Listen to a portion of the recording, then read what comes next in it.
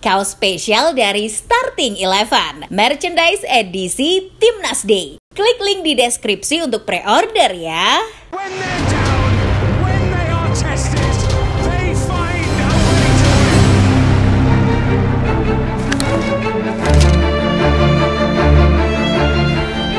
Nasi buruk seperti penyamun ulung yang selalu mengintai.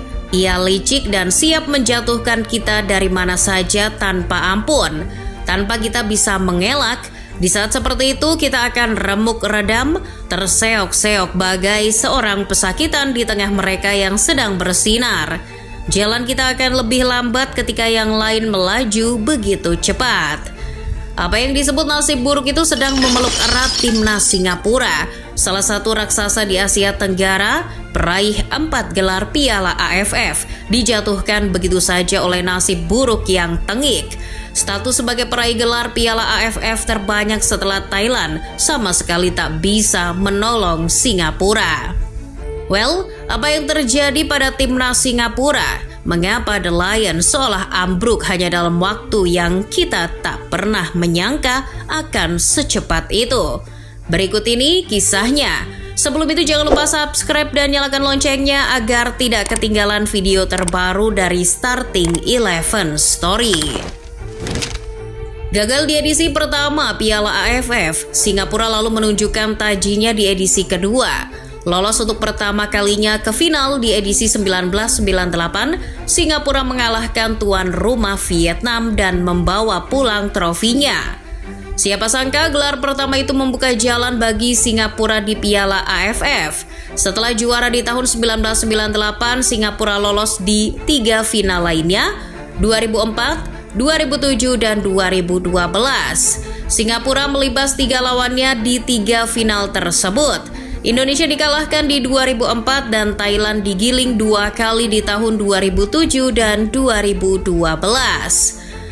Kegemilangan Singapura tersebut tak bisa lepas dari Radojko Avramovic. Pelatih asal Serbia itu mempersembahkan 3 gelar Piala AFF di tahun 2004, 2007, dan 2012.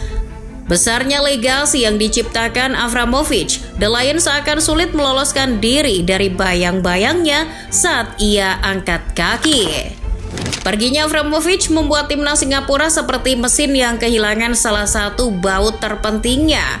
Gonta-ganti pelatih dilakukan, namun tidak ada yang bisa menyamai prestasi Avramovic. Setelah Piala AFF 2012, Singapura tidak lagi menjadi juara. Itu seiringan dengan mereka yang tidak pernah lagi lolos ke partai final.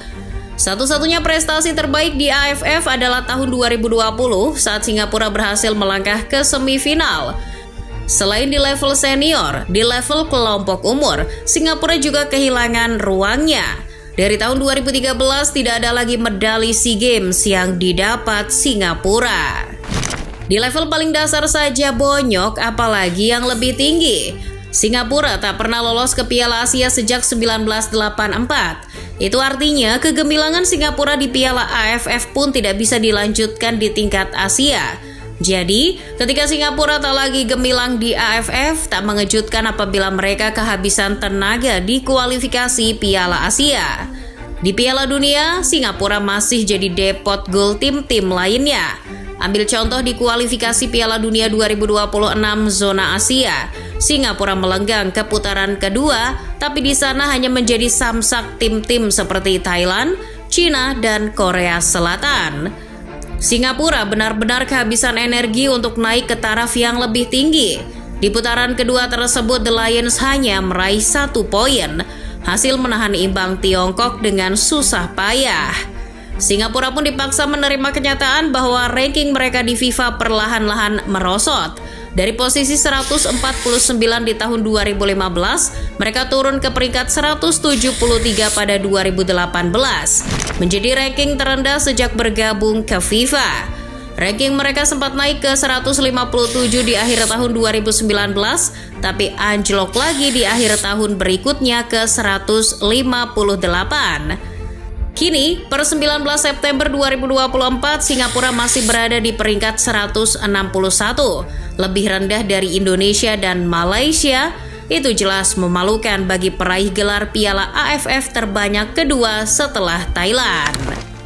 Kita memasuki bulan Oktober 2024. Ada jeda internasional. Tim nasional dari hampir seluruh penjuru dunia mencari lawan agar bisa mengeruk poin FIFA sebanyak-banyaknya.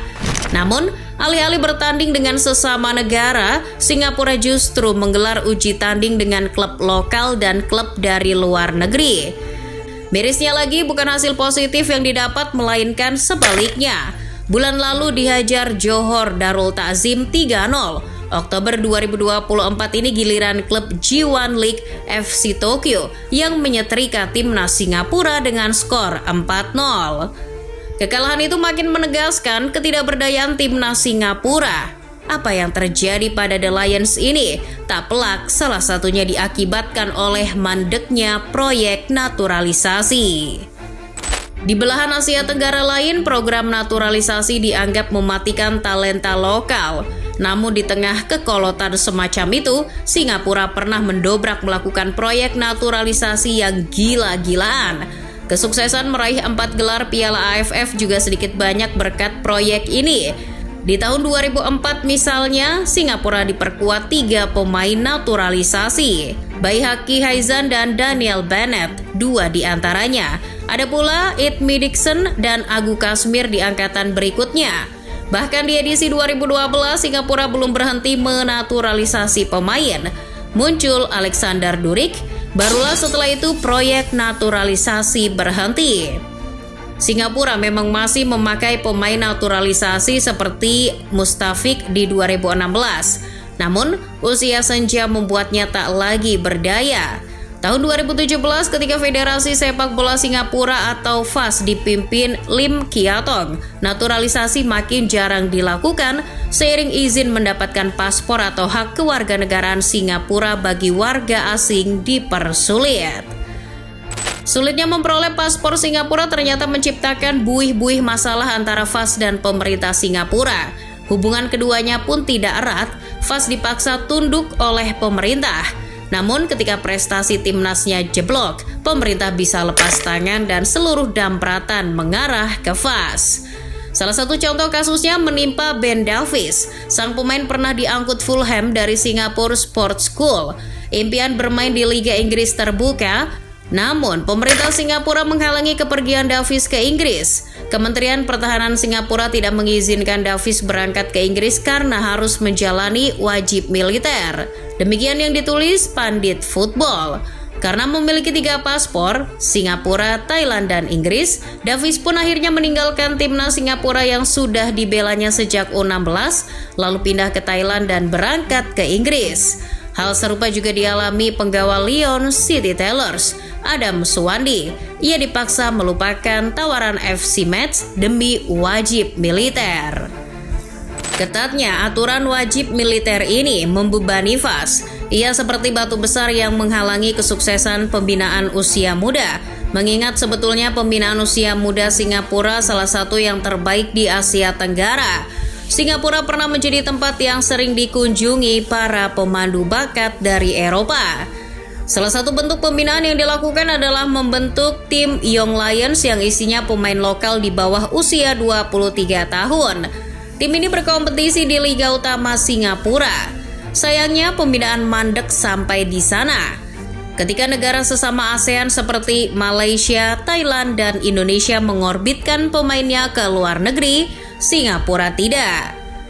Ganjalannya adalah aturan wajib militer. Hal itu diperparah dengan iklim liga yang tidak kondusif sehingga tak menjanjikan menit bermain. Sejak dulu, Liga Singapura memang sepi penonton, bahkan oleh orang Singapura itu sendiri. Riset terbaru dari Yahoo Singapore Football Study tahun 2023, sebanyak 65% warga Singapura tidak mendukung klub lokal maupun tim nasionalnya. Faktornya banyak, salah satunya karena Liga Singapura dikuasai tim satelit dari Jepang seperti Albirex Niigata. Kejayaan timnas Singapura zaman dulu juga pelan-pelan dilupakan oleh masyarakat Singapura. Sepak bola atau bahkan olahraga secara keseluruhan bukan lagi fokus Singapura. Konsentrasi mereka beralih ke dunia akademik dan saintifik. Kita pun melihat Singapura maju karena itu. Sementara kalau menyaksikan sepak bolanya seolah berhenti di tempat. Karena yang primer akademik, sepak bola tak membuat anak-anak muda tertarik. Ujungnya mencari generasi baru menjadi persoalan pelik. Lihat saja, Young Lions yang isinya pemain muda Singapura babak belur di Liga Primer Singapura. Begitu pula timnas usia mudanya. Bernard Tan yang ditunjuk sebagai presiden FAS sejak 2023 juga belum mampu memberikan dampak.